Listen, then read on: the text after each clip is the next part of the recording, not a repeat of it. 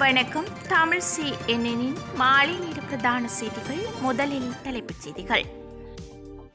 முல்லைத்தீவு கர்நாடகேணி பகுதியில் வட்டாரக வாகனம் மோதியதில் பாடசாலைக்கு சென்ற சிறுமி உயிரிழப்பு. ஜாலில் இரத்த வாந்தி எடுத்த குடும்பஸ்தர் பலி. யாழ்ப்பாணம் நெல்லியடி நகர் பகுதியில் உள்ள கடையொன்றில் இன்றைய தினம் அதிகாலை தீ விபத்து. வவுனியா சிறைச்சாலையில் கைதி மீது சிறை காவலர்கள் மேற்கொண்ட தாக்குதலின் காரணமாக கைதி படுகாயம். பூநகரி முழங்காவில் பிரதேசத்தில் சுகாதார சீர்கேட்டுடன் இயங்கி வந்த குளிர்பான விற்பனை நிலையம். யாழில் 769 வழித்தட சேவையில் ஈடுபட்டுள்ள தனியார் பேருந்து சாரதிகள் போராட்டத்தில் குதிப்பு. நாட்டின் சில பகுதிகளில் மழை அல்லது இடியுடன் கூடிய மழை பெய்யும் சாத்தியம். தொடர்பான விரிவான செய்திகள். முல்லைத்தீவு கர்நாடகேணி பகுதியில் வட்டாரக வாகனம் மோதியதில் பாடசாலைக்கு சென்ற சிறுமி உயிரிழந்த சம்பவம் ஒன்று இன்றைய தினம் காலை இடம்பெற்றுள்ளது. 8 வயதுடைய மாதீஸ்வரன் நர்மதா என்ற தரம் 3 கர்நாடகேணி ஆத்தாக்கா பாடசாலையில் கல்வி கற்கும் பாடசாலை மாணவியே சம்பவத்தில் உயிரிழந்துள்ளார். முல்லைத்தீவு கொக்குளாய் போலீஸ் பிரிவுக்கு உட்பட்ட கர்நாடகேணி பகுதியில் இன்றைய தினம் காலை 7 மணியளவில் பாடசாலைக்கு செல்லும் வழியில் குறித்த விபத்து இடம்பெற்றுள்ளது. குறித்த பாடசாலை மாணவி வீதிக்கு மறுபக்கத்தில் சென்று கொண்டிருந்த பனிஸ் வாகனத்தில் பனிஸ் ஒன்றை வாங்கிவிட்டு திரும்பி சென்றபோது கொக்குளாயிலிருந்து முல்லைத்தீவு நோக்கி சென்ற வட்டாரக வாகனம் மோதி விபத்தினை ஏற்படுத்தியுள்ளது. விபத்தில் காயமடைந்த மாணவி முல்லைத்தீவு மாவட்ட மருத்துவமனையில் அனுமதிக்கப்பட்ட நிலையில் சிகிச்சை பலனின்றி உயிரிழந்துள்ளார். இந்த விபத்தினை ஏற்படுத்திய வாகனத்தின் சாரதியான புத்தளம் பகுதியினை சேர்ந்த நபரை கொக்குளாய் போலீஸ் கைது செய்தனர். குறித்த விபத்து தொடர்பிலான மேலதிக விசாரணைகளை போலீசார் முன்னெடுத்து வருகின்றனர். அதிவேகம் காரணமாகவே குறித்த விபத்து இடம்பெற்றதாகவும் ஆரம்பகட்ட விசாரணையின் போது தெரியவந்துள்ளது. அத்தோடு பாடசாலை ஆரம்பிக்கும் முடிவடையும் வேளைகளில் குறித்த கர்நாடகேணி பகுதியில் போலீஸ் யாரும் பாதுகாப்பு கடமைகளில் ஈடுபடுவதில்லை எனவும் கர்நாடகேணி மக்கள் விசனம் தெரிவித்துள்ளனர்.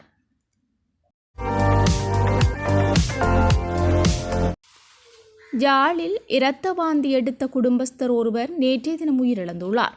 யாழ்ப்பாணம் கொழும்புத்துறை பகுதியைச் சேர்ந்த 42 வயதுடைய தங்கவேலு கலைச்செல்வன் என்பவரே இவ்வாறு உயிரிழந்துள்ளார். சம்பவம் குறித்து மேலும் தெரிய வருகையில் குறித்த நபர் மது மற்றும் புகைப்பழக்கத்திற்கு அடிமையானவராவார். இந்நிலையில் நேற்றைய தினம் அதிகாலை 4 மணியளவில் உடல் சுகவீனம் ஏற்பட்டு இரத்த வாந்தி எடுத்துள்ளார். பின்னர் காலை 5 மணிக்கு யாழ்ப்பாணம் போதனா வைத்தியசாலையில் சேர்ப்பிக்கப்பட்டார். எனினும் சிகிச்சை பலனின்றி பிற்பகல் 1:30 மணியளவில் உயிரிழந்துள்ளார். சடலம் மீதான மரண விசாரணைகளை திடீர் மரண விசாரணை அதிகாரி நமச்சிவாயம் பிரேம்குமார் முன்னெடுத்தார். சாட்சியங்களை யாழ்ப்பாணம் போலீசார் நெறிப்படுத்தினர். உடற்கூற்று பரிசோதனைக்காக சடலம் யாழ் போதனா வைத்தியசாலையில் வைக்கப்பட்டுள்ளது. யாழ்ப்பாணம் நெல்லியடி நகர் பகுதியில் உள்ள கடையொன்றில் இன்றைய தினம் அதிகாலை தீ விபத்து ஏற்பட்டுள்ளது. இதன்போது கரவெட்டி பிரதேச சபை ஊழியர்கள் அப்பகுதி வர்த்தகர்கள் பொதுமக்களுடன் இணைந்து செயற்பட்டு தீ விபத்தினை கட்டுப்பாட்டுக்குள் கொண்டு வந்தனர். இத்தீ விபத்து காரணமாக சுமார் 20 லட்சம் பெறுமதியான பொருட்கள் சேதமடைந்துள்ளதாக தெரிவிக்கப்பட்டுள்ளது. இதேவேளை மின்சார கட்டமைப்பில் ஏற்பட்ட கோளாறு காரணமாக இந்த தீ விபத்து ஏற்பட்டுள்ளது. கரவெட்டி பிரதேச சபையின் செயலாளரினால் உடனடியாக யாழ் மாநகர சபை தீயணைப்பு பிரிவுக்கு 4:42 மணிக்கு தகவல் வழங்கி ஸ்தலத்திற்கு தீயணைப்பு படையும் வருகை தந்து தீயை அடைப்பதற்கு உதவியுள்ளது. தீ அணைப்பின் போது உடனடியாக செயற்பட்ட பிரதேச சபையின் ஊழியர்கள் மற்றும் பொதுமக்களுக்கு நன்றிகளை தெரிவித்துக் கொள்வதாக கரவெட்டி பிரதேச சபையின் செயலாளர் தெரிவித்துள்ளார். வவுனியா சிறைச்சாலையில் கைதி மீது சிறை காவலர்கள் மேற்கொண்ட தாக்குதலின் காரணமாக கைதியொருவர் படுகாயமடைந்துள்ளார்.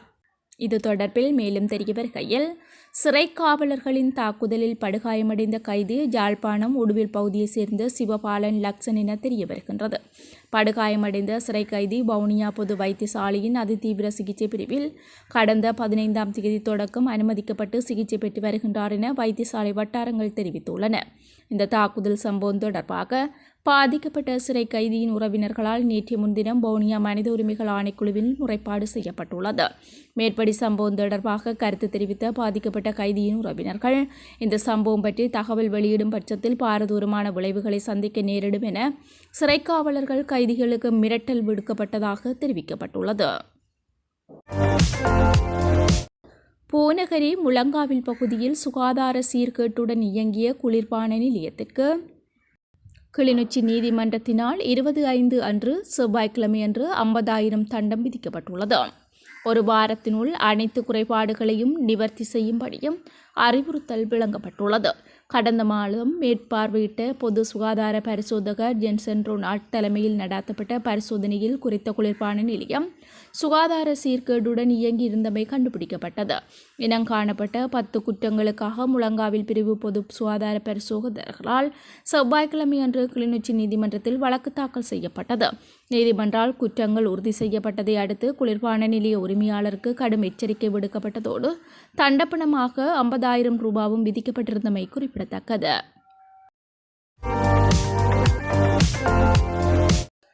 யாழ்ப்பாணத்தில் 769 வழித்தட சேவையில் ஈடுபட்டுள்ள தனியார் பேருந்து உரிமையாளர்கள், சாரதிகள், நடத்துனர்கள் இன்றைய தினம் புதன்கிழமை முதல் பணி பகிஷ்கரிப்பில் ஈடுபட்டதுடன் மயிலட்டி பகுதியில் வீதி மறியல் போராட்டத்திலும் ஈடுபட்டுள்ளனர். மயிலட்டி பகுதியில் இருந்து தமது சேவைகளை ஆரம்பிக்க அனுமதி கோரியே அவர்கள் போராட்டத்தில் ஈடுபட்டுள்ளனர். யாழ்ப்பாண நகர் பகுதியிலிருந்து புறப்படும் 764 வழித்தட பேருந்துகள் கடந்த காலங்களில் வஷாபிளான் சந்தியிலிருந்து பருத்தித்துறை பொன்னாலை வீதி வரையிலான பலாலி வீதி உயர் பாதுகாப்பு வலயத்தினுள் காணப்பட்டமையினால் வஷாபிளான் சந்தியுடன் தமது சேவைகளை மட்டுப்படுத்தியிருந்தன. அதனால் மயிலட்டி பகுதியில் வசிக்கும் மக்களின் நலன் கருதி யாழ்ப்பாண நகரில் இருந்து புறப்படும் 769 வழித்தட பேருந்துகள் மயிலட்டி வரையில் சேவையில் ஈடுபட்டது. தற்போது உயர் பாதுகாப்பு வலயத்தினூடாக செல்லும் பலாலி வீதி திறக்கப்பட்டுள்ளமையினால் யாழ்ப்பாணத்தில் இருந்து புறப்படும் 764 வழித்தட பேருந்துகள் யாழ்ப்பாண நகரிலிருந்து புறப்பட்டு பலாலி வீதியூடாக பருத்தித்துறை பொன்னாலை வீதியை அடைந்து அதனூடாக காங்கேசன்துறை புகையிரத நிலையத்திற்கு அருகில் உள்ள பேருந்து நிலையம் வரையில் சேவையில் ஈடுபடுகின்றது. அதேபோன்று காங்கேசன்துறை புகையிரத நிலையத்திற்கு அருகிலிருந்து புறப்பட்டு யாழ்ப்பாணத்தை வந்தடைகின்றது.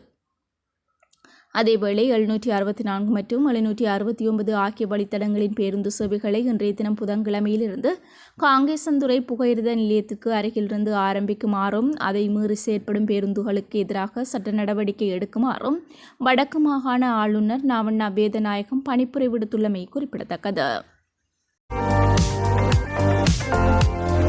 மத்திய சப்ரகமுவ மேல் மற்றும் வடமேல் மாகாணங்களிலும் அத்துடன் காலி மற்றும் மாத்தறை மாவட்டங்களிலும் அடிக்கடி மழை அல்லது இடியுடன் கூடிய மழை பெய்யக்கூடும் என சிரேஷ்ட வானிலை அதிகாரி முகமது ஷாலிகின் தெரிவித்துள்ளார். சப்ரகமுவ மற்றும் மேல் மாகாணங்களின் சில இடங்களிலும் அத்துடன் காலி, மாத்தறை, புத்தளம், கண்டி மற்றும் நுவரெலியா மாவட்டங்களின் சில இடங்களிலும் 50 மில்லிமீட்டரிலும் கூடிய ஓரளவு பலத்த மழை பெய்யலாம் என எதிர்பார்க்கப்படுகின்றது. வட மத்திய மாகாணத்தில் சிறிதளவு மழை பெய்யக்கூடும். ஊவா மாகாணத்தின் சில இடங்களிலும் அத்துடன் அம்பாறை மாவட்டத்தின் சில இடங்களிலும் மாலை அல்லது இரவு வேளைகளில் மழை அல்லது இடியுடன் கூடிய மழை பெய்யக்கூடிய வாய்ப்பு காணப்படுகின்றதாக தெரிவிக்கப்பட்டுள்ளது. செய்திகளை உடனுக்குடன் அறிந்து கொள்ள எமது சேனலை சப்ஸ்கிரைப் செய்து நண்பர்களுடன் பகிர்ந்து கொள்ளுங்கள்.